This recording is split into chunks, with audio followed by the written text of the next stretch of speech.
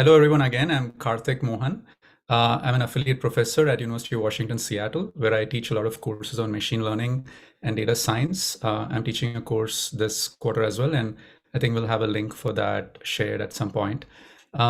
So today's topic is recommender systems and its design, right? And I want to thank Data Science Dojo as well for giving me this opportunity to present on recommender systems. So really happy to be here today. Yeah. So a bit about me. I did my PhD in ECE at University of Washington, Seattle, some time back, and then I joined Amazon, where I got to work on anomaly detection and recommender systems. So that was my first brush with recommender systems at an industry level. Then I joined Meta, and I got to work on a completely different set of problems in conversational AI and natural language generation. And right now, I'm happily teaching courses on machine learning and mentoring students and advising them. So pretty excited to be here with all of you and share a bit from my experience. So today's talk, we'll kind of break it up into four broad categories. One is introduction and motivation. The second is on the types of recommender systems. We'll look at some models for recommendations, some baseline models.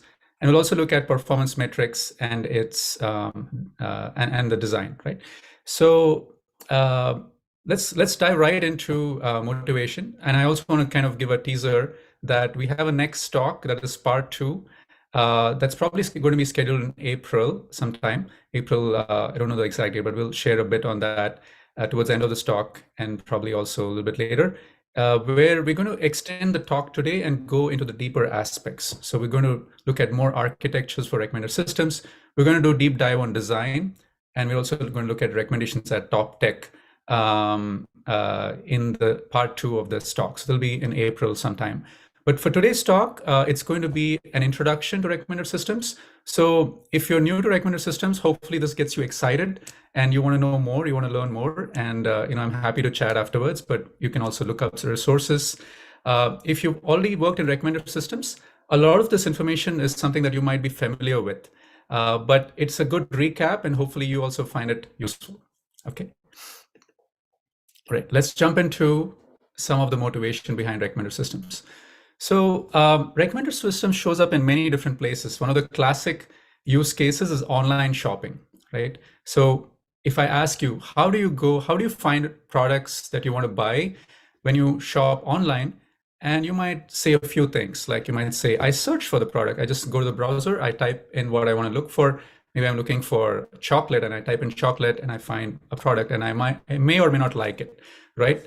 The second is browse. So you just go through different pages. Let's say you're shopping on Amazon or Instacart. You're just going through different pages and you're like, okay, I like this. Maybe I want to add this to cart. Maybe you're doing bulk shopping. You want to purchase 10, 12 items for your home.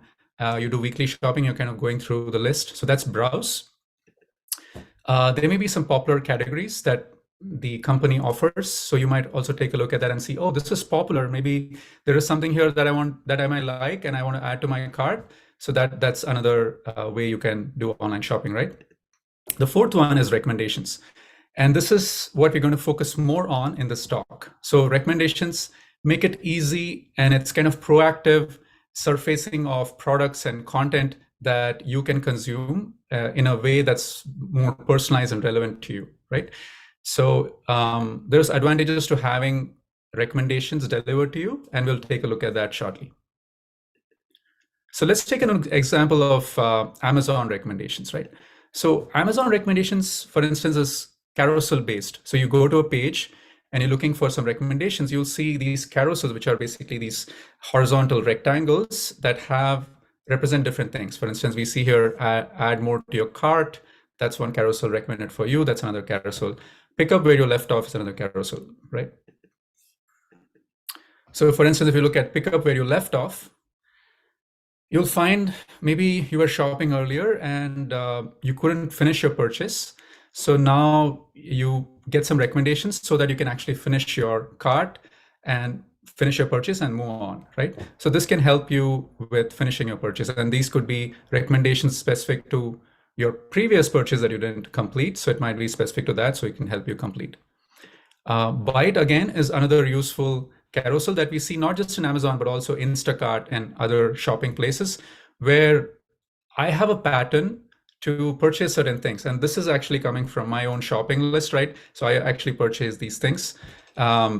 So when I go to, for instance, Instacart or Amazon, I find buy it again super useful because I've already bought it in the past and I'm likely to buy it again. It's more like weekly shopping, and I might make a few changes here and there. So buy it again is very easy to choose from, pick from, and add to your cart and then check out, right? Let's look at another example, switching from Amazon to a different motivation. So Netflix recommendations. If you go to Netflix, we all mostly here, we all watch Netflix at some point or the other. Weekends, might also binge watch because the recommendations are so good, right? It's like almost like it understands what you like. And so it's easy for you to go from one movie to the other or one series to the other, right? So Netflix recommendations are also carousel based. As you can see, there's like different bars where you can see different topics or different kinds of recommendations. So there's, for instance, here you see popular on Netflix, you see trending now, and you also see futuristic sci-fi. So for me, futuristic sci-fi is something that I like, and I see that's showing up at number 3, right? And I might actually go click on it. As another example, LinkedIn recommendations. So if you look at LinkedIn recommendations, a lot of LinkedIn recommendations are based on your network, right? So someone in your network might have commented on some post and it surfaces in your LinkedIn feed. And the content might be from someone who's not even in your network, but because someone in your network commented on it, you're able to see this. Again, this is from my feed, and the topic is something that's kind of a trend right now, ChatGPT. So I just thought I'll share this example here. So just to recap the motivation behind recommender systems, right? Why do companies invest in recommender systems? Why is recommender systems so important? Because it saves time for the customers, right? Imagine you're searching, you're browsing, you're spending time, you're adding things to your cart, and it can take like 20 minutes, 30 minutes. If you're doing bulk purchases, it's just like you went to a supermarket and you want to get some items. But in the supermarket, everything's like clearly organized. But on web pages, it's kind of more clunkier. So it saves a lot of time for you to make bulk purchases and also shop on Amazon or watch movies on Netflix, right? And the second advantage of recommender systems, it surfaces products that are relevant to you.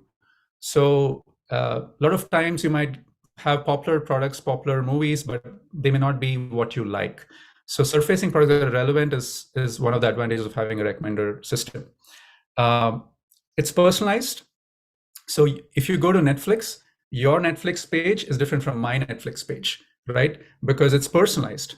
It looks very different. So, and that helps because we all are different and we all have different preferences. So it makes sense to make things personalized. So personalization is a very big advantage of recommender systems.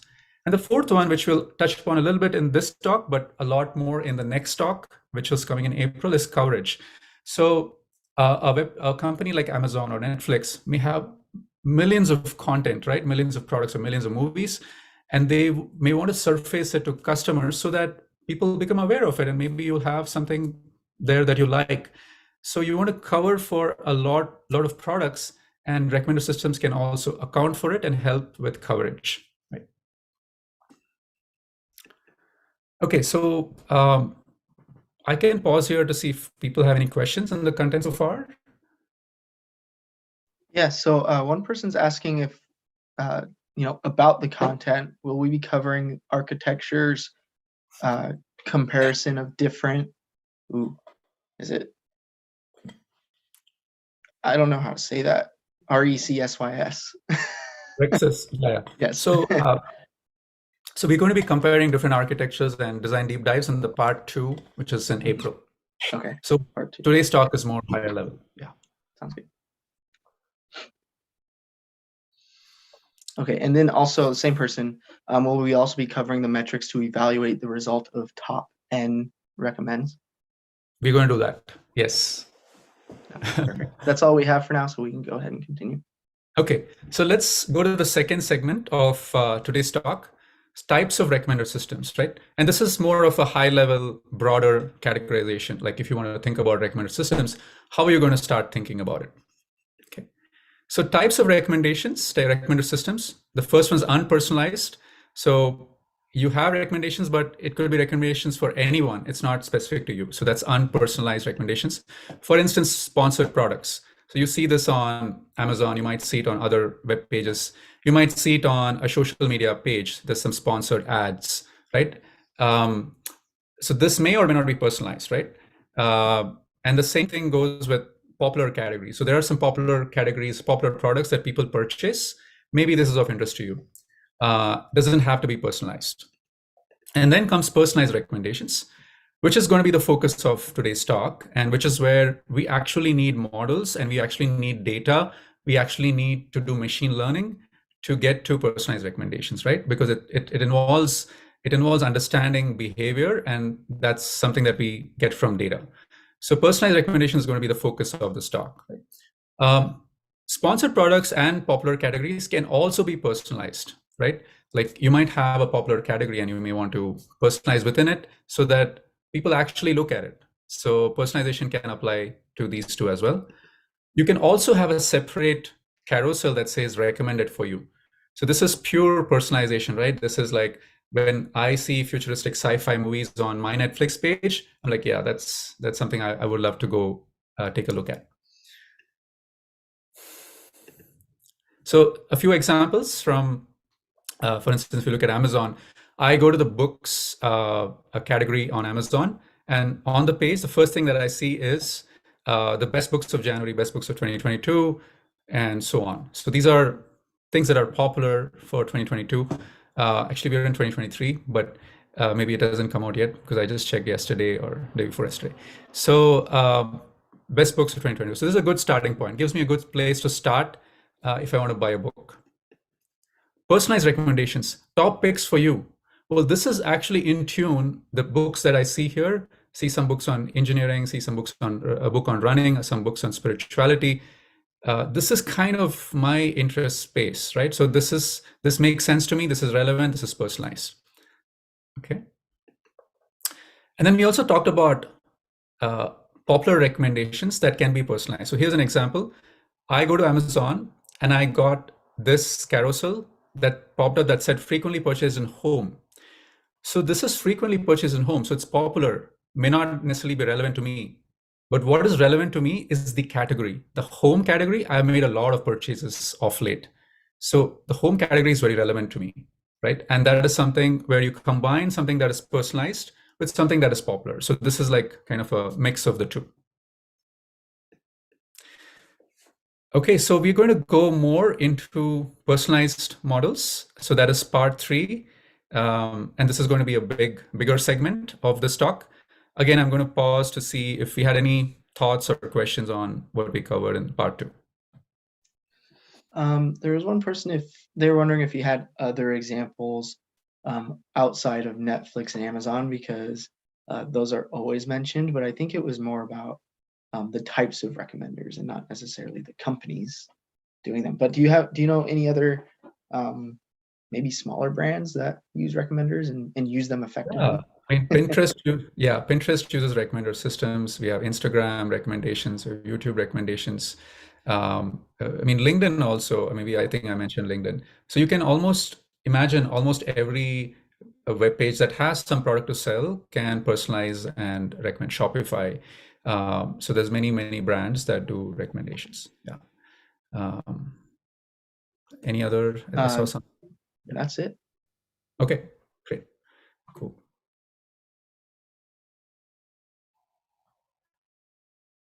All right, so let's go into the third segment of this talk.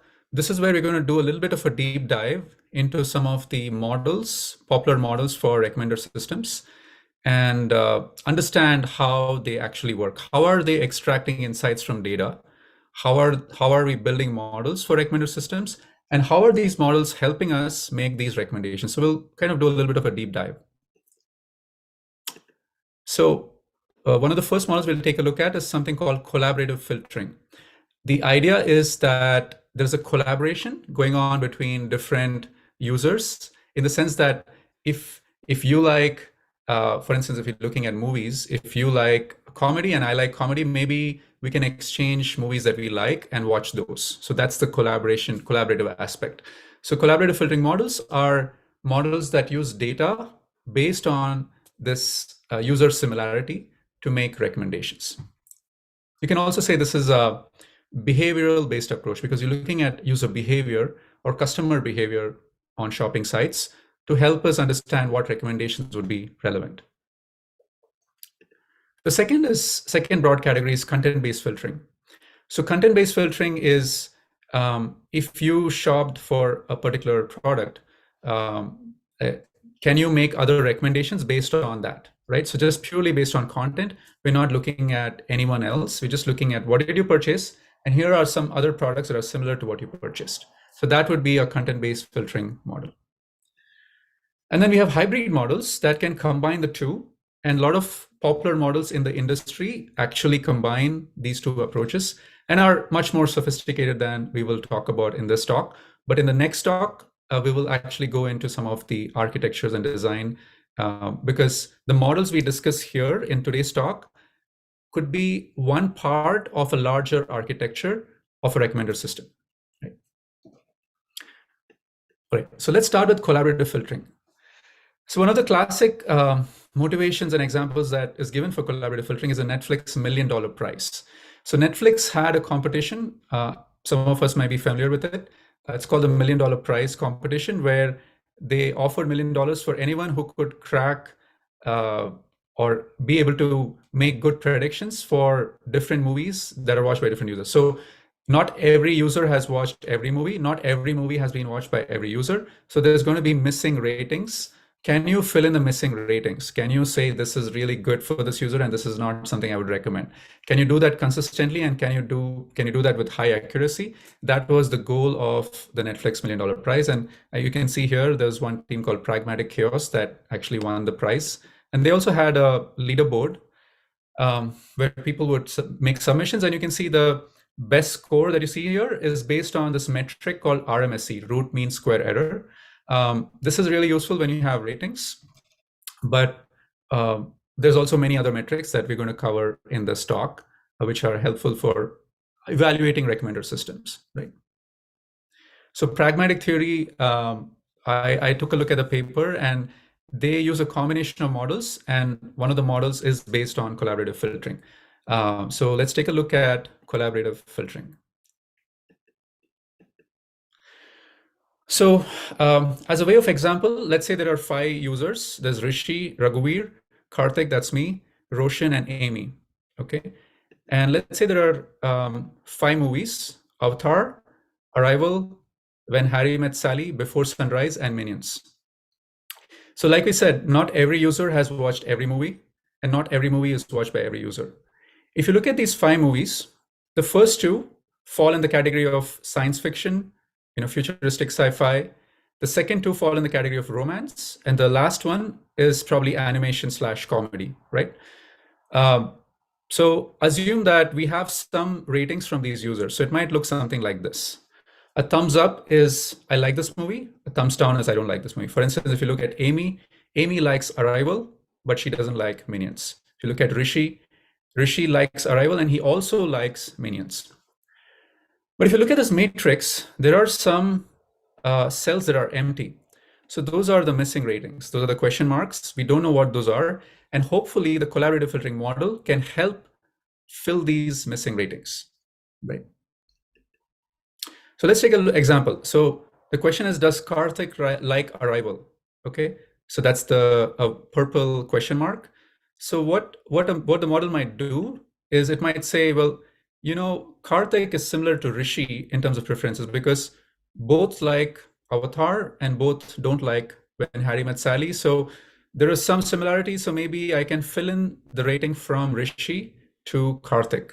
And if I did that, the model would say Karthik would like Arrival. So maybe you should recommend Arrival to Karthik. Okay. And we can do the same for, let's say, I haven't watched, I don't know if I will like Before Sunrise. And here I'm going to see that I'm similar to Rishi. So I'm going to fill it in and I'm say, maybe I don't like it. And you can do the same thing. Let's take another example. So let's say we have, does Roshan like the movie Minions? And then Roshan seems to be similar to Raghuveer. So I'm going to fill in the rating from Raghuveer to Roshan, right? So that will give me a like for minions. And I can do the same for every user and movie combination. And when I do all of this, at the end of the day, I'm able to fill this matrix. The key thing is we have really oversimplified this. So the model is not just looking at one user. It might be looking at many users who are similar to me and use their combination of their preferences to help me inform whether I like or not like a movie, right? But to simplify, you can just think of one user, but you can see that it can be more complicated. You can draw information from many users to fill in the information. So as you can see, we took a matrix and we started completing it. And that's why the model or the problem space here is called matrix completion. You have a matrix of ratings, but it's incomplete. And you want to complete this matrix, and that's what's called the matrix completion problem. Okay. So for instance, we have a matrix here in blue, and this has missing ratings, right? The matrix completion model, one of the most baseline models, is going to factor this into users matrix and a movies matrix, right? So there's user factors and movie factors. And when you have a missing rating, you can look up the user, you can look up the movie, and you can take a dot product, and that gives you a rating. Okay. And this is what a machine learning algorithm would do, is from the ratings that I already know exist, can I learn these user factors and can I learn these movie factors? So this red rectangle and the green rectangle is completely learned from data by the model, so you can make predictions for movies that don't have ratings. Yeah. So let's take an example. Let's say Amy is this yellow line in the blue matrix, and there's also a corresponding line in the red rectangular matrix. So Amy might have a missing rating for Arrival. So how do I know if Amy likes Arrival? Well, Amy, in this factorization, Amy has a factor, user factor. So it's a vector of certain dimension. And Arrival, the movie, has a certain factor. It's a vector of a certain dimension. But these factors reside in the same latent space, so you can actually make comparisons. So you might guess what would be the similarity that can help you compare Amy with Arrival. The similarity would be genres, right? So they may share some genres. Amy might like certain genres, and Arrival might be composed of certain genres. If these two match, then you can say that Amy likes Arrival, right? Or if they don't, you say Amy doesn't like Arrival.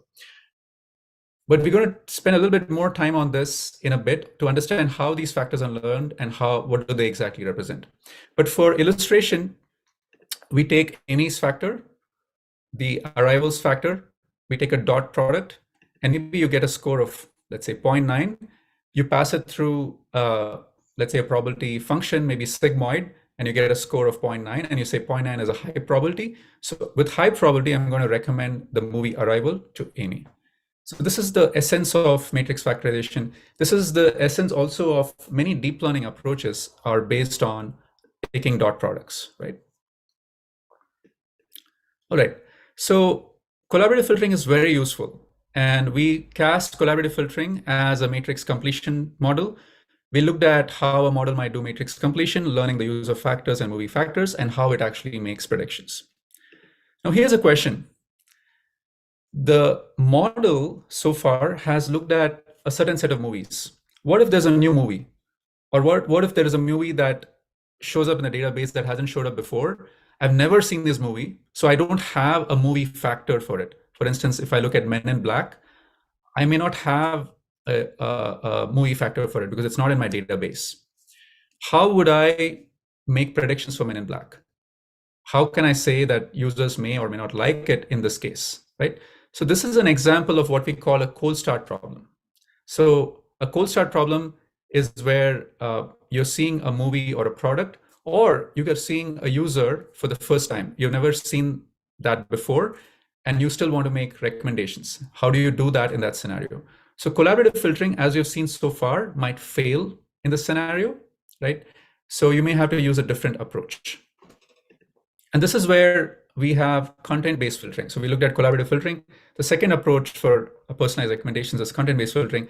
And content-based filtering can help address the cold start problem. What if you have a new movie for which you don't have ratings? No one's seen it, no one's watched it, or your model hasn't seen it, right? How do you decide the recommendations for it?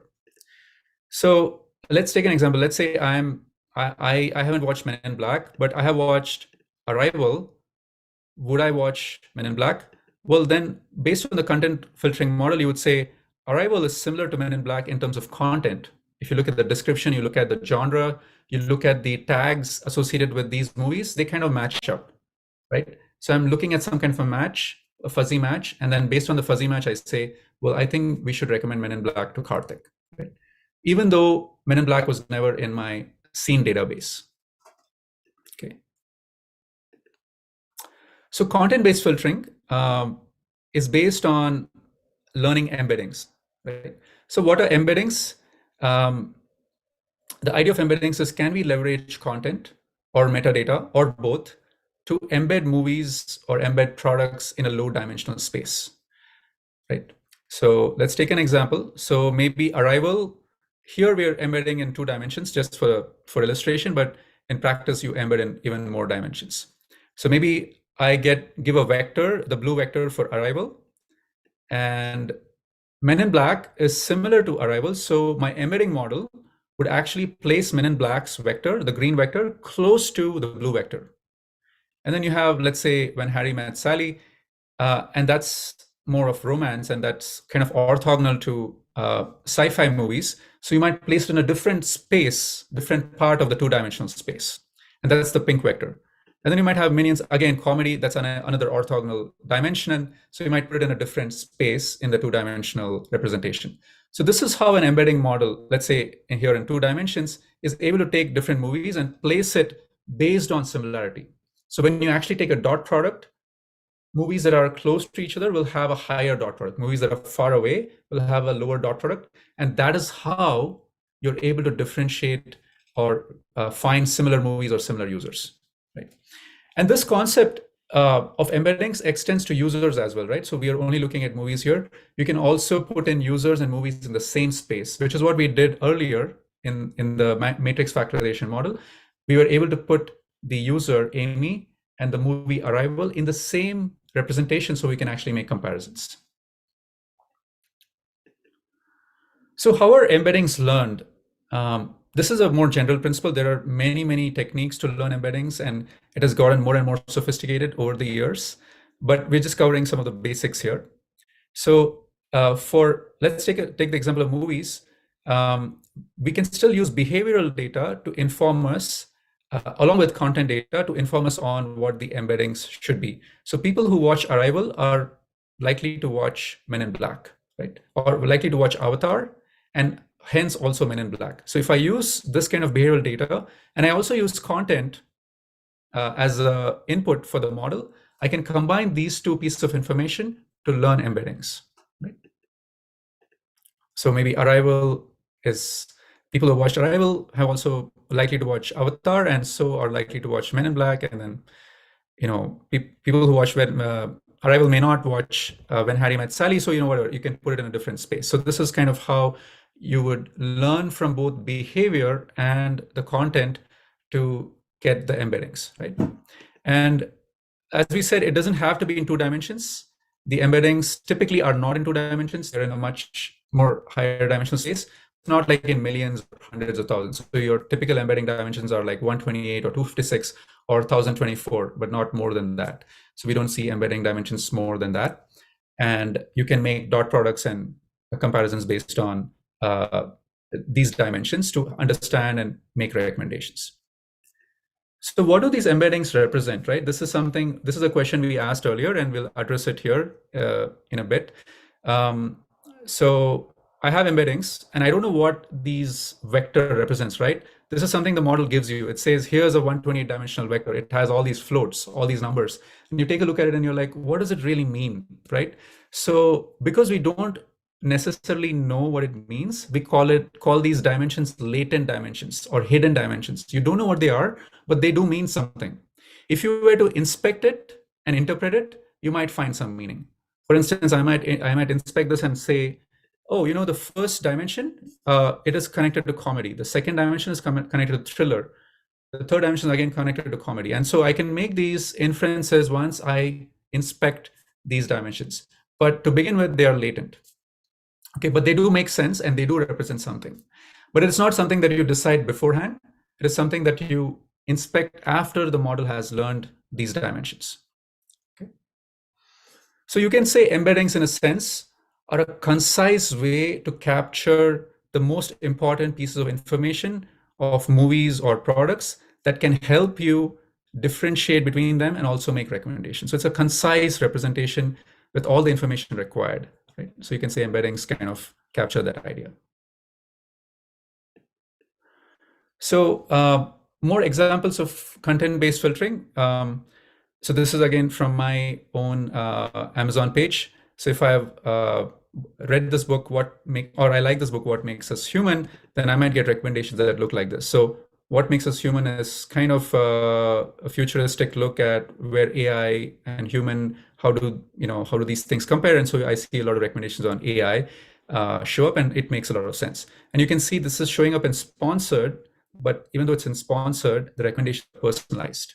So that makes sense, right? Another example from LinkedIn is, and this is an interesting example that I want to touch upon. If you look at our LinkedIn feed, a lot of our LinkedIn feed is based on people that you follow. For instance, here, this is someone I follow, and I see they posted something on CNN and deep learning, and this is something I might find interesting. And also, I see posts. I see posts in my feed on someone in my network who has commented on a post who is not in my network. So a lot of these LinkedIn recommendations that are coming on my feed look like collaborative filtering, because there's a collaboration among users, and these users are people in your network, in my network. So that's the collaborative aspect that we see here in terms of recommendations, right? So you can say this is an instance of collaborative filtering. But it can also be content filtering, because maybe you have 500 or 1,000 or maybe 10,000 people in your network. How do you order the feed or the posts that are coming out of these 10,000 people? And that can be done based on content, which is, things that you like to read about or like to see, right? Maybe I like to read about machine learning. Maybe I like to read about data science. So kind of filter more of those. And maybe you can also look at behavior, right? Maybe I like certain kinds of posts, and that also tells LinkedIn on what I might like, and then filter it based on that. So you can see a combination of these two show up here. So the third model is connected to this, which is a hybrid model that combines collaborative filtering and content-based filtering. So collaborative filtering is great because it uses behavior, and a lot of recommender system models are based on collaborative filtering because behavioral data is available, but it may not address cold start problem. It may not help us search by products. So that's where content-based filtering comes in. So why not combine the two? And that is what hybrid models do. They're able to combine collaborative filtering with content-based filtering. So one of the popular architectures for hybrid models is a two-tower architecture. Here's an example that I've taken for news recommendations. So if you want to recommend news articles to users, how would you do that? So here, the idea of two-tower model is, it's a deep learning model, is you build deep representations for a user, you build deep representations for news articles, and then at the very end, you kind of take a dot product, or you do some kind of a ranking and evaluate to see if you would recommend this news article to a user or not. So the concept of embeddings show up again in this place, but you also have embeddings for users and embeddings for news articles. You're using the content, the metadata of the news model to build the embeddings for news articles, which we didn't do in the example we looked earlier on collaborative filtering. We didn't use any content data, but here, this is a hybrid model that's using content information in addition to collaborative filtering, and it's building deep representations that can help you make predictions. So this is one of the very popular two-tower architecture, gets used in a lot of places in the industry. Also is very useful for inference. You can do faster inference with two-tower model versus, let's say, a different architecture like multi-layer perceptron. All right. I'll quickly pause here since you covered a lot, to see if there's any quick questions before we go into performance metrics. Yeah, we've got a few questions, like you predicted. So let's try and go through a few of them. So is the practice to build separate recommender systems for each category, like recently watched, relevant items, etc., or is it one massive system and then binning is based on the categories? So that's a very good question. Based on my industry experience and having spoken to people and having worked on it, I can say that it's both. So if you're a new team and you're starting out with your own recommendations project in your company, you might just start out with one carousel. I just want to get a good starting point, and you might just build that. But a more mature team has already worked on different things, had already seen gains from different kinds of carousels. You cannot say, let's not have Byte again, let's just have this recommender system, because Byte again is super useful. You may want to have multiple carousels. In that context, where you have more mature teams and you've already spent enough time, a team may want to do whole page optimization. So you look at all these carousels in one go and see how to reorder them. So not just within a carousel, but across carousels, reorder them and see which one gives you a good gain on metrics. And metrics is something that we're going to cover in the next segment, but things like revenue, sales, and also modeling metrics. So you want to look at benchmark it and see if reordering can help. So again, depends on where the team is in terms of building recommender systems. Yeah. Okay. And how do we know what a factor really represents? Yes. So how do you know what a factor really represents? It's a good question. So this is also connected to what we call interpretability in machine learning, right? We know if you've spent a little bit of time with deep learning, you'll know that deep learning models are not very interpretable. So it's very important to understand how do you explain these factors to people. That's a very good question, a very important question. So in this case, it's not so complicated. What I would say is, let's say you want to look at dimension 2. You have 128 dimensions and you want to look at dimension 2 and see, does this represent a comedy? Does this represent a comedy plus thriller? Does it represent a combination of things? So what I'll see is, when does this factor get activated? For which movie does this factor get activated? So I know the genres of the movies, right? So I can map the activations to the genres and get a list of genres that activate this factor, and that tells me that this dimension represents these genres, right? So that's how you just kind of do a post analysis to understand the activations. Okay. And then I don't have any context behind this question. So, and I think this person's on a live stream. So if they provide context, would love to have it. But the question is, what about cosine similarity recommendation systems? Yeah, totally. I mean, we talked about dot product. You can replace dot product with cosine similarity. So the idea is, instead of just a dot product between two vectors, you can also normalize the vectors. When you normalize it, you get cosine similarity. And an intuition behind it is the angle. So we spoke about, Arrival, the movie Arrival, and the movie Avatar or Men in Black being close to each other. So the angle there is small. That is cosine similarity. So the angle is small, your cosine similarity is higher. If you see Harry Met Sally, that's here, and then Arrival is here, the angle is 90 degrees, or it's really huge. That means they're orthogonal, they're not connected. So the cosine similarity is going to be smaller for that. So yes, it's a very good metric that also gets used in recommender systems. Okay, and then I think this will be our last question before we just move on. What defines each of these recommender groups in terms of math? Yeah, all of them are, so these days, all of them can be cast as a deep learning model, right? And most of them are feed-forward neural networks and the math that comes behind it. So if you're familiar with feed-forward neural networks, you can take a look at what the math is there. But you have some linear layers, you have some nonlinear activation, linear layer, nonlinear activation. But it can also be more sophisticated depending on the starting point. If you have content data, for instance, for content-based filtering, content is natural language. So that's when we get into natural language processing and the models that come out of there. So you might use a transformer model to extract embeddings from content-based for content-based filtering. So you can mix and match, right? So whatever is best for that. So what I'm trying to get at here is the input type, data type, determines the kind of model that you will actually use to build these embeddings and to build these architectures. We will do a deep dive on this in the part 2. So, but it's a good, I just want to quickly mention that. Yeah. Okay, and then I think we should wait till the end to answer the rest, just to make sure we have time to finish the presentation. Yeah. Yeah. Yeah. All right.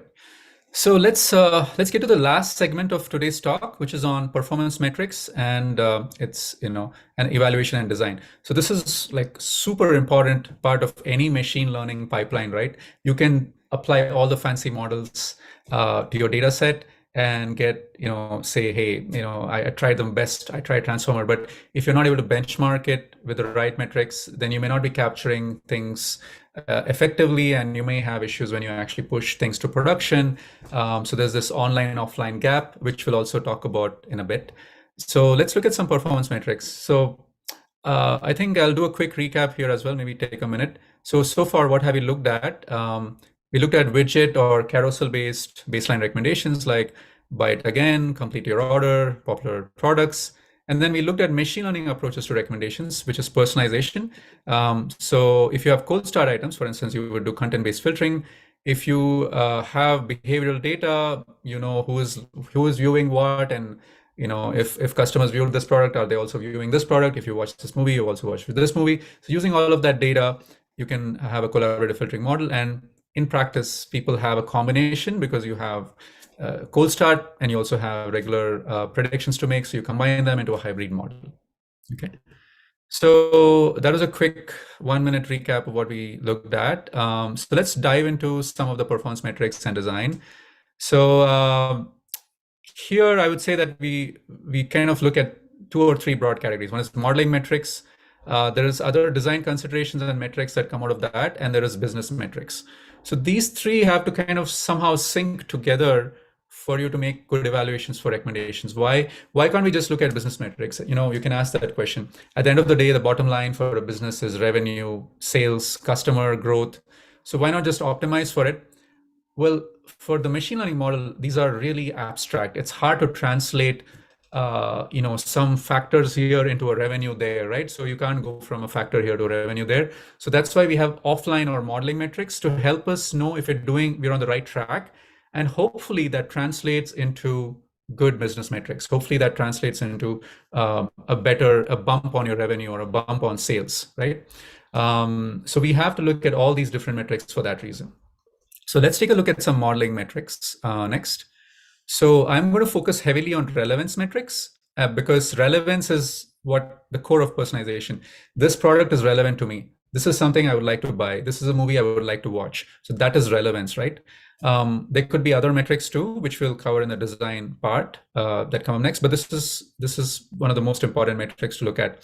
So some of the metrics we'll look at today is precision, recall, precision at K, and average precision at K. So this segment is going to get a little bit technical, a little bit involved. So if you're watching, just kind of maybe pay a little bit of attention as we'll be quickly going through these, and hopefully it's intuitive.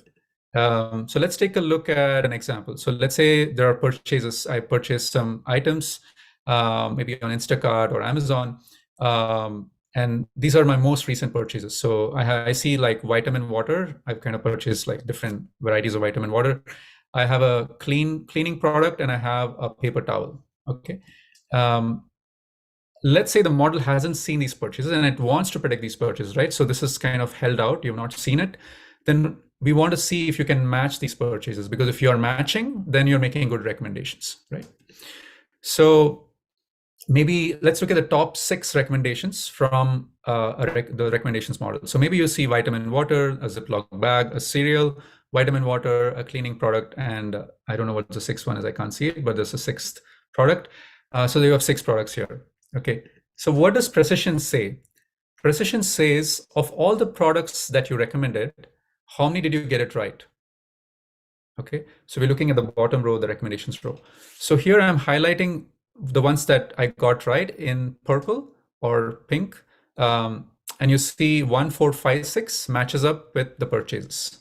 2 and 3 don't match up because they're not part of the purchases. So that tells me that of 6 products that I recommended, I got 4 right. So that is exactly what the precision is, 4 over 6.67. Let's look at recall. Now, it might turn out that I just keep recommending vitamin water all the time. And vitamin water is part of the purchase, so my precision will be 1. But recall ensures that you also cover for the variety, not just recommend the same thing, again and again. So recall in this case is, of all the purchases that were made, how many did the model get right? So this is the flipping into the purchases, right? So the denominator is 5, and I got 4 of them right. So the recall is 4 over 5, which is 0.8. So you want recall and precision to be high. The highest they can be is 1. The lowest they can be is 0, right? So in recommendations, we kind of modify recall and precision to be like precision at K, right? So K can be 4 or 5 or 6. Why? Because customers, like you go to Netflix page or you go to Amazon, you're going to look at the first 5 that are displayed. You're not going to keep looking at the top 50, right? So the first 5 that are displayed, hopefully they are relevant. Then I'm interested, then I spend time, then I actually go purchase. So precision at K, the K is important. So let's say we're looking at precision at 4. As you can see, the purple ones are 1 and 4 that I got right. So the precision at 4 is 2 over 4. Of the 4 products I recommended, which is in the top 4, 2 of them I have actually purchased. So my precision at 4 is 0.5. Notice the precision at 4 is lower than precision, right? Then there is something called average precision at 4. This is a key distinction that I want to make here, is which is where we're getting into ranking metrics. So here, average precision at 4 is look at the positions where you got the recommendations right and average the precisions at those points. So here we got it right at precision at 1 and 4. So I'm going to average precision at 1 and precision at 4, and I'm going to divide it by 4. So as you'll see, the average precision at 4 is able to capture the ordering of the recommendations and not just what you recommended. And the ordering also matters, right? So the ranking matters. So let's look at what average precision at 4 is here. Average precision so that's average of precision at 1 and precision at 4. So precision at 1 is 1 and precision at 4, as we just computed, is 2 over 4. The average of that is 0.375. So now you see average precision at 4 has even gone down as compared to precision at 4. It's 0.375. Okay, here's a question. What if I take products 2 and 3 and push them to the front? So that means my top recommendations are not relevant, because the top recommendations are vitamin water, right? So they're not relevant. So if I did that, so as you can see, 1 and 2 are not relevant, 3 and 4 are relevant. Will average precision at 4 change? The answer is yes, because now we're looking at 1 over 3 for precision at 3 and 2 over 4 for precision at 4, and averaging it, and you get 0.21. So 0.21 is less than 0.35, which we saw earlier. So average precision at 4 or at K is able to not just capture if you're getting recommendations right, but also the ranking of it. So ranking is also captured in this metric. Great. So there are other metrics that can also be used, like NDCG and mean recall, right? Reciprocal rank, mean reciprocal rank. But average precision at 4 is a very good metric as well, that combines recommendation performance and also ranking. So you will typically see a combination of average precision at K. You'll see recall and precision combined into an F1 score, and then you report this on your models and see if they're doing well or not. Yeah. Right. So maybe we'll just take maybe 3-4 minutes more. Nathan, how much time do we have? I mean, technically we can go until you're done, but I think it more depends on your schedule. If you have time to go a little over the 60-minute mark, we definitely can. Yeah. Yeah, I think I'll probably go until the 60-minute mark, but I can stay back for questions afterwards for sure. Okay. So we don't have too much material left, but we'll take 5 minutes. Sounds good. Okay, so let's look at some design considerations, right? So we looked at relevance, which is the first box in here. So we looked at metrics for it. Similarly, you have other things that you care about. For instance, diversity. Don't just recommend the same product to me. Show me something else. So that is diversity. Cover for the space of products that you can actually recommend. Then there's freshness or recency. This is very relevant for items like fashion. So let's say you're looking at purchasing some items in fashion. What was fashionable 1 year back is no longer relevant today. So fashion recommendations require freshness. TikTok videos require freshness, right? If videos keep getting viral, so you have to catch up with it. The models have to be very, very fresh. They have to recommend things that are recent so that they can, surface those videos. Fairness.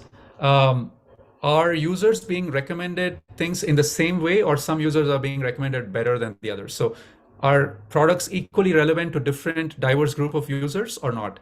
And the same thing with products. Are different categories of products getting the same kinds of recommendations, or some of them are being ignored, some of them are being left out? So this is fairness, and people also take a look at this in design consideration. And also latency. Latency, this is a very important topic, and we may cover in depth in the next talk. But latency is where, when you actually go to make predictions or you're doing model serving, how much time does it take to actually surface recommendations? If you've already cached recommendations, you don't have to worry about it. It's already in the cache. But sometimes, for instance, in content-based filtering, you might see a new product and you have to generate recommendations on the fly. And that might actually incur latency. So you might have latency constraints that can determine how you want to design your model, design your architecture for your recommender system. So these are some broad design considerations, and I'm just covering it at a high level. We'll probably go into this in the next talk. I just want to touch on diversity. Going back to content-based filtering, let's say there are 3 products: Fiber One, Cheerios, and Gevalia. 2 of them are cereals, 1 of them is coffee. I added Fiber One to the cart. You can use cosine similarity for diversity. So that is, because I've already added cereals, I don't want to add cereals again. Let's pick something else. So instead of picking Cheerios, I'll pick Gevalia. So I can use embeddings to not just find similar products, I can also use it to find diverse products, because I want to cover for diversity as well. So this is a way where you can change the models to address different design considerations. Or you might have a relevance model and a diversity model. So you can have multiple models that address different design considerations. Okay. Last but not the least, business metrics. Like you might have revenue, number of products purchased, number of subscriptions, and customer growth. But there's a gap. As we said, there's a gap between your offline modeling, your precision at K, your recall. These are all not business metrics, right? But these are what you're using to benchmark your model. But then when you launch a recommender system, there's going to be some gap between what you think, how you think your model is performing, and how it actually performs.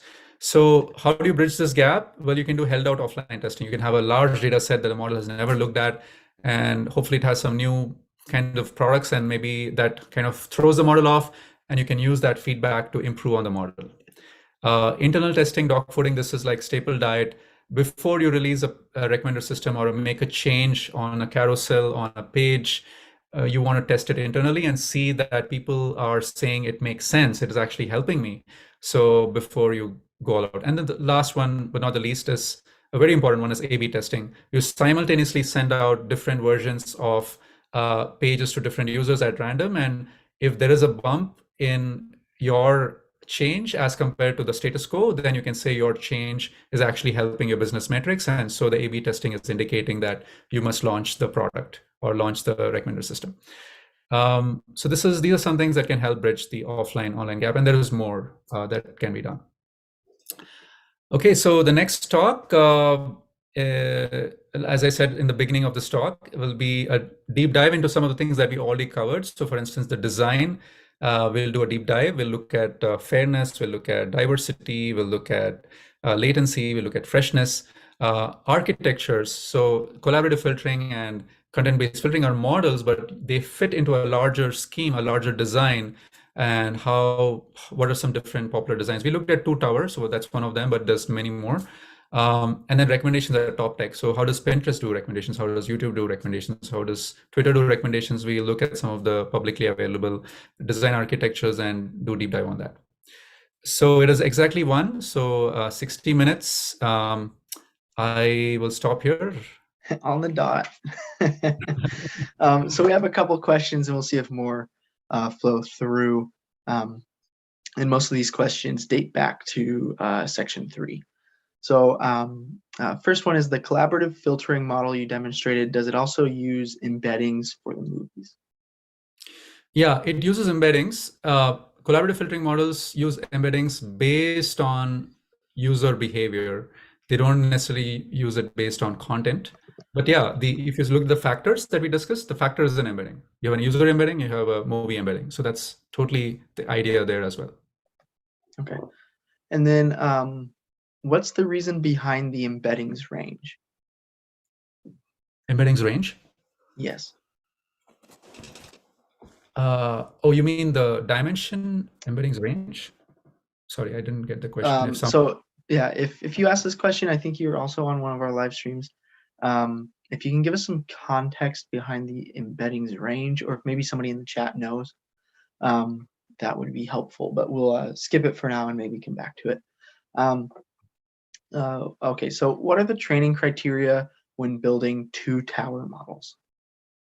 Yeah, so two tower models can be, you can do it as a binary classification model. You can also have ranking loss.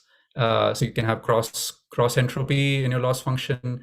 You can also have a ranking loss sitting on top of two tower model, but typically cross entropy is used because you say, does this user like this product? They don't like this product. So there's a binary setup there. So you might use binary cross entropy that fits within, so that's a loss function, right? Binary cross entropy loss function. But you can also use a ranking loss once you have some rankings. Maybe you can do pairwise ranking loss, and we'll talk about it, but that might be a later stage. In the beginning, you might actually just do binary classification. Mm-hmm. Okay, sounds good. That's all the questions we had. Unless we get some context behind the embeddings range before we close out here. Sure, enough information. So you cannot do 2 dimensions, 3 dimensions, or 10 dimensions. You need enough dimensions. And you can also look at the application. For instance, if you're looking at the movie recommendations setup, the number of genres don't go in millions, right? They don't go in thousands. They might be in hundreds. So kind of reflective of that. So it's kind of like how many genres do you have and how many combinations you might have, maybe in a few hundreds. So that is one. Have enough dimensions so you can capture the underlying interpretation of it. The second is probably latency. If you look at some of these models, right, the like transformer models, for instance, you might have a big transformer, a smaller transformer, linear transformer. Latency might play a role. Training time might play a role, and so people look at how to have a more concise representation while not compromising on performance, and they might end up at a sweet spot. Okay, 128 is probably too low. Maybe let's do 512, and 1024 increases latency. So let's settle for that. So it might be based on these considerations, performance and latency. Okay, perfect. Sounds good. And I know we have a GitHub link to share with anyone. Do you want to talk about that at all? Yeah, actually, I just going to point you guys to the course I'm teaching this this quarter in the university. But yeah, so feel free to take a look at this, and there's a lot of resources on it's advanced introduction to machine learning course. I've also taught a course on recommender systems, but yeah, I'll probably reference that maybe later on. Okay. Yeah, that's it. Perfect. Sounds good. Well, thank you so much for being here with us, Karthik, and thank you everyone for joining. There will be a part 2 for this webinar. Maybe we'll call it a series. I don't know. We've never done a part 2 before, I don't think. So, and that will be April 12th. We will send out an email about it. We'll try to send it out with the recording as well so that you have it. So just keep your eyes peeled for it. Karthik, again, thank you so much for being here. Hope you have a good rest of your day. Thank you so much, Nathan. Thank you so much, Fatima, and everyone, Ramin. Yeah.